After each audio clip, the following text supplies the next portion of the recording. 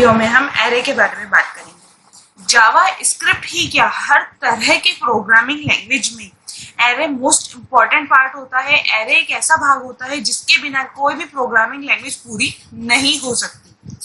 But अब array होता क्या है, इसका यूज किस तरीके से किया जाता है, क्यों करते हैं हम इसका यूज, इसके बारे में आज हम जानेंगे। तो चलिए, यहाँ पर कुछ एरे के बारे में डेफिनेशन दी गई है, अपन इसको पहले एक बार पढ़ लेते हैं कि क्या बोला गया है। In JavaScript we can use array for storing two और more values in same variable. इससे पढ़ने में कुछ ऐसे समझ में आ रहा है, किसी सेम वेरिएबल में, मतलब किसी एक वेरिएबल में दो या दो से ज्यादा वैल्यूज को स्टोर करना, ऐसा कुछ बोला गया है। By declaring any variable as array variable we can increase the value holding capacity of variable। और इसमें ये बोला गया है कि हम किसी भी नॉर्मल वेरिएबल को एरे वेरिएबल डिक्लेयर कर सकते हैं और हम एरे वेरिएबल उसे डिक्लेयर करके उसकी होल्डिंग कैपेसिटी को बढ़ा सकते हैं, वैल्यू होल्डिंग कैपेसिटी को बढ़ा सकते हैं। Array variable will store more than one value in any variable in the sequence, that sequence will be started from zero. हम एरे वेरिएबल के अंदर दो या दो से ज्यादा वैल्यूज को स्टोर कर सकते हैं, वो भी एक सीक्वेंस में, जिसका सीक्वेंस स्टार्ट होता है जीरो से। तो इसका सिंटेक्स कुछ ऐसा है, वेरिएबल एन, अगर हमने एन को एज अ वेरिएबल लिया है तो वो एक तरीके का एरे वेरिएबल है, और यहाँ पर आता है नंबर ऑफ वैल्यूज के आपको उसके अंदर कितनी वैल्यूज को स्टोर कराना है। ऐसे शायद आपको सही से नहीं समझ में आया हो, तो चलिए मैं आपको थोड़ा सा प्रैक्टिकली यहाँ पर बनाकर दिखा देती हूँ कि काम किस तरीके से करता है एरे वेरिएबल। समझ लीजिए, एन नाम का हमने एक वेरिएबल लिया, इसके अंदर हमने स्टोर कराई वैल्यू 5 और हमने इसे प्रिंट कराया डॉक्यूमेंट डॉट राइट करके, तो इसकी वैल्यू आ जाएगी 5। फिर मैंने उसी प्रोग्राम में जहां पर n की वैल्यू 5 है, उसी में n की वैल्यू दी मैंने एक और 7। तो अब आपको क्या लगता है कि अब n की वैल्यू जब हम डॉक्यूमेंट डॉट राइट n करेंगे तो n की वैल्यू 5 आएगी या 7? इसकी वैल्यू आएगी 7। अगर एक बार और मैंने एक वैल्यू दे दी n इज इक्वल्स टू 9, तो अब जब मैं डॉक्यूमेंट डॉट राइट करूंगी तो कौन सी वैल्यू आएगी? अब n की 3 वैल्यू हो गई, ये वाली आएगी, ये आएगी या ये आएगी? ऑफ कोर्स ये वाली आएगी। ठीक है, तो हम एक वेरिएबल के अंदर एक ही वैल्यू स्टोर कर सकते हैं, ये बात हम लोग जानते हैं। यदि मुझे मेरे प्रोग्राम में 50 वैल्यूज को स्टोर कराना है, तो मैंने कुछ अल्फाबेट्स ले लिए, फिर मैंने कुछ कैपिटल अल्फाबेट्स ले लिए, फिर कुछ स्मॉल ले लिए, फिर अल्फाबेट के साथ नंबर भी ले लिए। तो इस तरीके से यदि मुझे 50 वैल्यूज को स्टोर कराना है मेरे प्रोग्राम में, तो 50 वेरिएबल चाहिए लेंगे। यदि मुझे 100 स्टोर कराने हैं तो 100 वेरिएबल्स लेने पड़ेंगे। यदि मुझे 150 वैल्यूज स्टोर करनी है तो 150 वेरिएबल लेने पड़ेंगे। मतलब जितनी वैल्यूज उतने वेरिएबल हमें लेने होते हैं। बट अब आप मुझे ये बताइए कि इससे क्या प्रोग्राम की लेंथ बड़ी नहीं हो जाएगी? ऑफ कोर्स इससे प्रोग्राम की लेंथ बड़ी हो जाएगी, तो जो कि हमारे लिए कहीं ना कहीं एक तरीके का प्रॉब्लमेटिक है। तो हम क्या करेंगे, एक एन वेरिएबल को एक एरे वेरिएबल डिक्लेयर कर देंगे 50, तो उसके अंदर कितनी वैल्यूज स्टोर हो जाएंगी? 50। पर ये कैसे हो सकता है? अभी तक तो हमने देखा कि एक वेरिएबल एक ही वैल्यू ले सकता है। तो चलिए मैं बताती हूँ। मैंने क्या करा, n is equals to new array कर दिया 5। मैंने कितनी स्टोर करा दी? 5। तो क्या होगा, एरे लिखने से क्या हो जाएगा, हमारे सिस्टम की मेमोरी में n के 5 ब्लॉक बनेंगे, कुछ इस तरीके से, 1 2 3, ये 4 और ये 5, 1 2 3 4 5।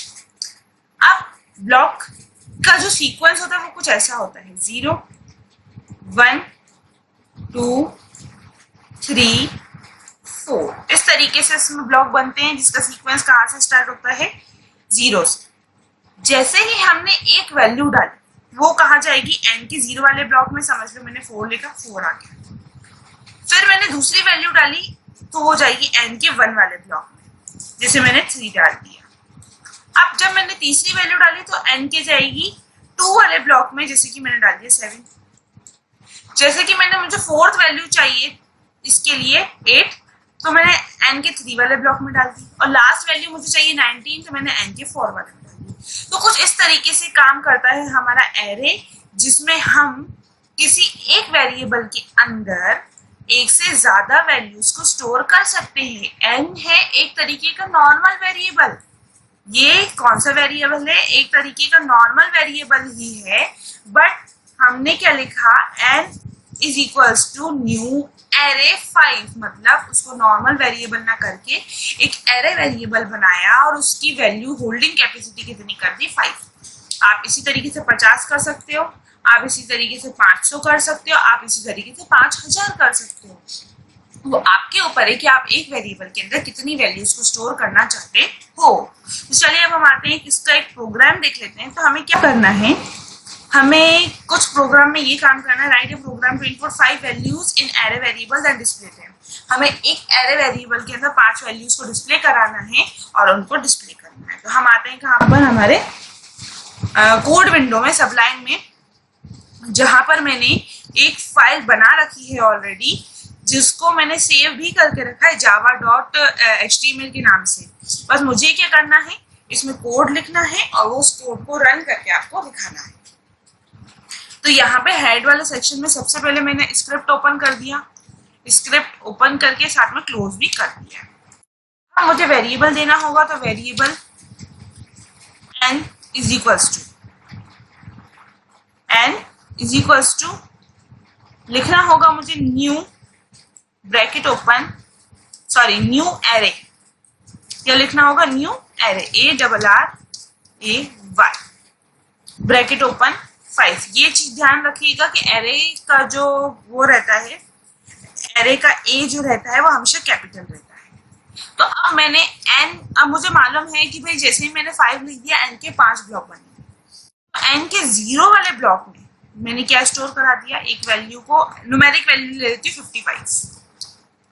अब इसी तरीके से n के 1 वाले ब्लॉक में मैं दे देती हूँ कुछ अल्फाबेटिक। तो अल्फाबेटिक देने के लिए इन्वर्टेड कॉमा लगाना होगा, और यहाँ पे मैंने दे दिया,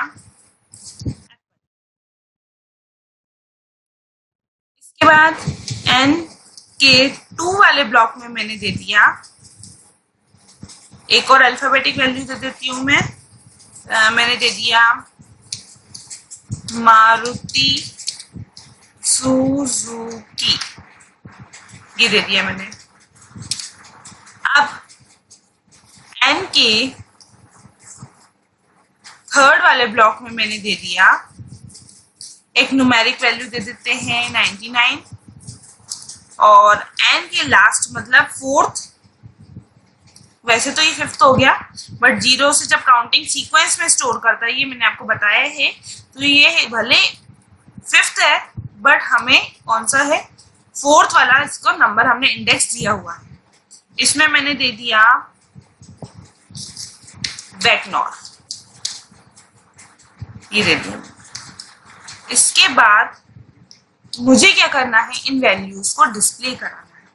तो डिस्प्ले आप चाहो तो ऐसे भी कर सकते हो, document dot right n0, document dot right n1, document dot right n2, या फिर एक और सरल तरीका है मेरे पास, लूप चलाना। लूप अपन ने देखा ही है, तो हमने लूप चलाया for i is equals to 0। कहाँ से चलना स्टार्ट होगा, 0 से, क्योंकि लूप जो वैल्यू की स्टार्टिंग यहाँ से 0 से। i less than equals to 4 तक, i is equals to i plus 1, ये दे दिया। ब्रैकेट ओपन, लूप ओपन और लूप क्लोज। हमने कर दिया document dot write n i, हमने ये प्रिंट करा दिया। बट यहाँ पर इसका आउटपुट जैसा आप चाहते हो, 1 by 1 लाइन में वैल्यूज प्रिंट हो, किस तरीके से लाइन में, जैसे ये इस वैल्यूज के अकॉर्डिंग बताती हूँ, 4 3 7 8 19, इस तरीके से मैं चाहती हूँ मेरा वाला आउटपुट है। बट अभी वो ऐसा आएगा नहीं। क्यों? चलिए मैं आपको सेव करके दिखा देती हूँ। पहले मिनिमाइज करते हैं और इस जावा नाम की फाइल है इसे ओपन करते हैं। ये रही मेरी जावा नाम की फाइल। देखिए आए तो है सारे के सारे आउटपुट, बट जैसा हम चाह रहे थे वैसे नहीं आए। तो वैसे लाने के लिए हमें क्या करना होगा? ऑफ कोर्स ब्रेक प्लस करा मैंने यहाँ पे इन्वर्टेड कॉमा ब्रेक के लगा दिया। इससे क्या होगा? इससे जो हमारे आउटपुट्स हैं वो नेक्स्ट लाइन में आएंगे। तरीके से हमने यहाँ पर कितने वेरिएबल यूज करे? सिर्फ और सिर्फ एक एन, और इस एन के थ्रू हमने कितने आउटपुट प्रिंट करा है? 5। आप चाहें तो 50, 500, 5000 जितने वैल्यूज को स्टोर कराना चाहेंगे उतने वैल्यूज को आप स्टोर करा सकते हो। तो एरे का काम ही ये होता है कि एक से ज्यादा वैल्यूज को अपने अंदर स्टोर करना। किसी एक वेरिएबल के अंदर एक से ज्यादा वैल्यूज को स्टोर करना, और वो सभी वैल्यूज का जो इंडेक्स स्टार्ट होता है वो 0 से होता है और सभी वैल्यू सीक्वेंस में स्टोर होती है।